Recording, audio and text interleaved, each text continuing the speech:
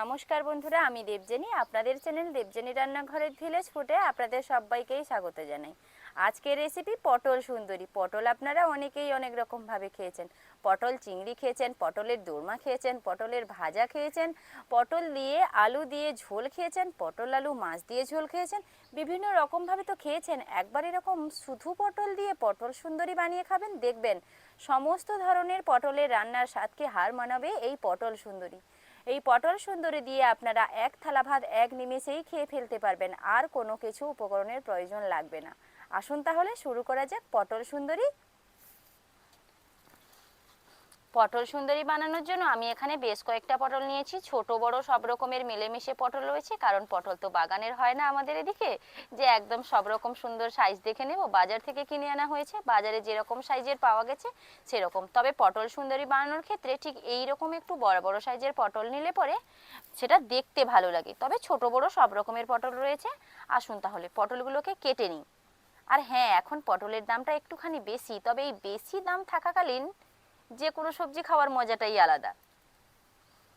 দুদিকটা একটুখানি কেটে দিলাম। তারপর এই রকম একটু সবুজ অংশটা, সবুজ যে ছাল অংশটা সেটা একটুখানি তুলে নেব। ছাল বলা যায় না, সবুজ যে আঁশ অংশ সেটাই। ছাল বললে কিন্তু মোটা মোটা করে তুলে দিতে হবে। এটা তুলে দিচ্ছি। তবে এখন পটলের একটুখানি দাম রয়েছে, তবে পটলটা যখন একদমই অল্প দাম থাকবে তখনও কিন্তু এই পটল সুন্দরীটার স্বাদ একই থাকবে। ঠিক এই রকমভাবে আমি পটলটাকে কেটে নিয়েছি। দেখুন, এদিকটাতে কেটেছি, ঠিক আবার উল্টো পাশে ঠিক এই জায়গাটাতে একই রকমভাবে পটলটাকে কেটে নেব। পটল সুন্দরী তার নামটা দেওয়ার এটাই কারণ, এই রকমভাবে পটলগুলোকে কেটে রান্না করলে পরে তার দেখতে কিন্তু ভীষণ সুন্দর লাগে। তার জন্যই এর নাম পটল সুন্দরী।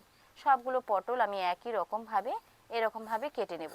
নিরামিষের দিনে কোনো কিছু নেই, শুধুমাত্র কয়েকটা পটল পড়ে আছে, কি দিয়ে খাবেন, কি রান্না করবেন চিন্তা করছেন? চিন্তা ভাবনা করার কোনো কারণ নেই। এই রকমভাবে একটুখানি পটল সুন্দরী বানিয়ে ফেলবেন তো আর কোনো পদ লাগবে না। এই পদটা দিয়েই আপনি খেয়ে নেবেন। সবগুলো পটল আমি একই রকমভাবে কেটে নিয়েছি। আর এদিকে মশলাটাও রেডি করে নিয়েছি। পেঁয়াজ, টমেটো, আদা রসুন, আদা রসুনটা বেটে নেব। ধরিয়ে কড়াইটা বসিয়ে দিলাম।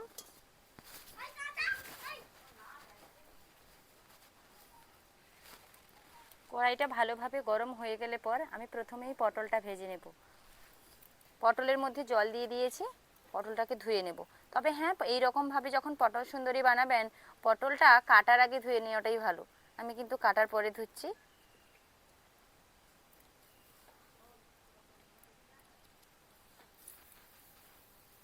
এই পটল সুন্দরী রেসিপিটা বানানোর জন্য পটলগুলোকে বেশ কিছুটা পরিমাণে তেল দিয়ে ভেজে নিতে হবে।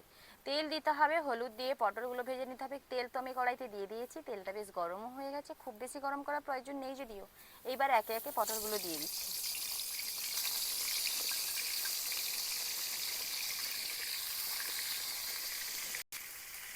কিছুটা পরিমাণে হলুদ গুঁড়ো আমি এখানে দিয়ে দিলাম। পটলগুলোকে একটুখানি লালচে লালচে কালার করে ভেজে নেব। তবে হ্যাঁ, একদম হাই আঁচে নয়, মিডিয়াম আঁচে পটলগুলোকে ভেজে নেব। পটলগুলোকে আমি ঠিক কীরকমভাবে ভেজেছি দেখুন, ঠিক এই রকমভাবে পটলগুলোকে ভেজে নিতে হবে। তেল ঝালিয়ে পটলগুলোকে তুলে নেব।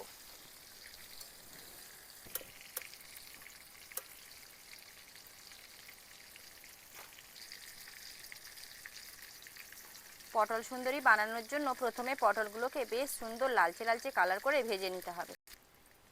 একই তেলে আমি ফোড়নে ব্যবহার করছি গোটা গরম মশলা, শুকনো লঙ্কা, জিরা। এলাচের মুখগুলো আমি ফাটিয়েই দিয়েছি। দিয়ে দিলাম তেজপাতা।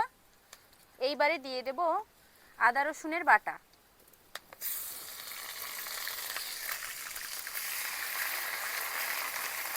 আদা রসুন একটুখানি ভেজে নেব, কারণ আদা রসুনের কাঁচা কাঁচা গন্ধ রয়েছে, সেই কাঁচা কাঁচা গন্ধটা যাতে দূরে চলে যায়। এইবারে দিয়ে দেব পেঁয়াজ কুচি।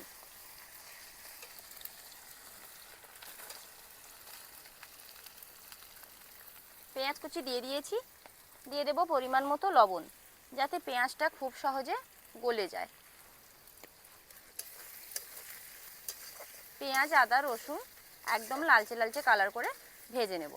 তারপর ব্যবহার করব টমেটো কুচি। পেঁয়াজটা হালকা হালকা বেশ ভাজা ভাজা হয়ে গেছে, আর কালারটাও না একটুখানি চেঞ্জ হয়ে এসছে। ঠিক এই সময় দিয়ে দেবো টমেটো কুচি।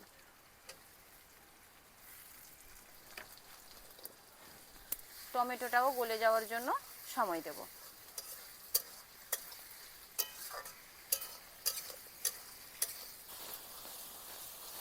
পেঁয়াজ টমেটো সব কিছু দেখুন একদম প্রায় 90% মতন গলে গেছে, আর বেশ সুন্দর ভাজা ভাজা হয়ে গেছে। ভাজা ভাজা হয়ে গেছে কি দেখে বুঝবেন? চারদিক থেকে একটু তেল ছাড়া ছাড়া ভাব হয়ে এসছে। ঠিক এই সময় আমি গুঁড়ো মশলা এখানে ব্যবহার করব। আমি প্রথমেই দিয়ে দেব হলুদ গুঁড়ো আর লঙ্কার গুঁড়ো। এই দেখুন হলুদ গুঁড়ো লঙ্কার গুঁড়ো। হলুদ গুঁড়ো লঙ্কা গুঁড়ো দেওয়ার পর তেলে একটুখানি 1-2 সেকেন্ড মতন নেড়ে নিচ্ছি। এইবার আলাদা একটা স্বাদের জন্য দিয়ে দেবো জিরার গুঁড়ো।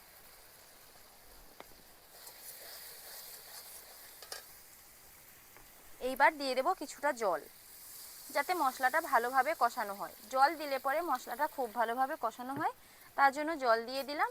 এইবার মিডিয়াম আঁচে 1-2 মিনিট মতন এটাকে রেখে মশলাটা কষিয়ে নিতে হবে। মশলাটা সম্পূর্ণ ভালোভাবে কষানো হয়েছে কিভাবে বুঝবেন?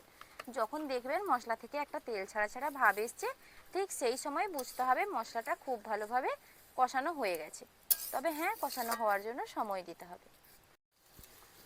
মশলাটা খুব ভালোভাবে কষানো হয়ে গেছে দেখুন, আর কিভাবে চারদিক থেকে তেল ছেড়ে ছেড়ে গেছে, এই যে দেখুন। ঠিক এই পর্যায়ে ভেজে রাখা পটল মশলার উপরে দিয়ে দিতে হবে।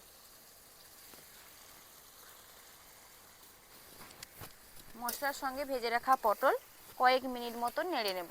খুব বেশি সময় নয়, কয়েক মিনিট মতো নেড়ে নেব, যাতে পটলের মধ্যে মশলাটা ভালোভাবে ঢুকে যায়।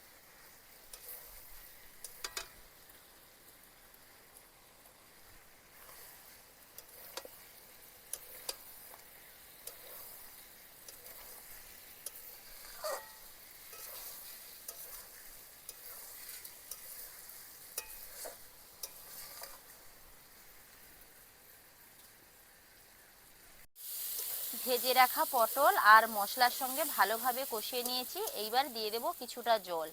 আর এই পটলগুলো দেখতে কীরকম হয়েছে দেখুন, একদমই অন্যরকম দেখতে হয়েছে। পটলগুলো তেলে ভেজে নেওয়ার জন্য কিন্তু একদম 90% মতো সেদ্ধ হয়ে গেছে পটলগুলো। তার জন্য খুব বেশি জল আমি এখানে দিলাম না, জাস্ট একটু গ্রেভি গ্রেভি থাকবে তার জন্য সেরকম মাপ দেখেই জলটা দিয়েছি। ওপর থেকে একটুখানি চিনি দিয়ে দেব, কারণ স্বাদটাকে ব্যালেন্স করার জন্য আর একটুখানি মিষ্টি স্বাদ লাগবে, সেটাও ভালো লাগবে, তার জন্য আমি এখানে একটু চিনির ব্যবহার করছি, খুবই সামান্য চিনির ব্যবহার করলাম। এইবার এটা ফুটে যাওয়ার জন্য সময় দেব। 4 থেকে 5 মিনিট এটা ফুটে যাওয়ার জন্য সময় দেব। 4 থেকে 5 মিনিট ফোটার পর দেখুন পটল সুন্দরী আমার একদম রেডি হয়ে গেছে। আর কীরকম দেখতে লাগছে দেখুন। এটা কিন্তু ঠিক এরকম গ্রেভি গ্রেভি থাকবে। এর থেকে যদি বেশি গ্রেভি খেতে চান আরেকটু সময় ফুটিয়ে নেবেন, কিংবা যদি ঝোল খেতে চান তাহলে আরেকটু আগেই উনুন থেকে নামিয়ে নেবেন। এইবার উনুন থেকে নামিয়ে নেব।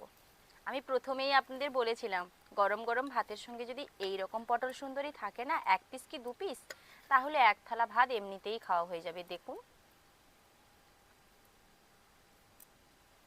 দেখলেন তো বন্ধুরা পটল সুন্দরী কত অল্প সময়ের মধ্যে রান্না হয়ে যায়।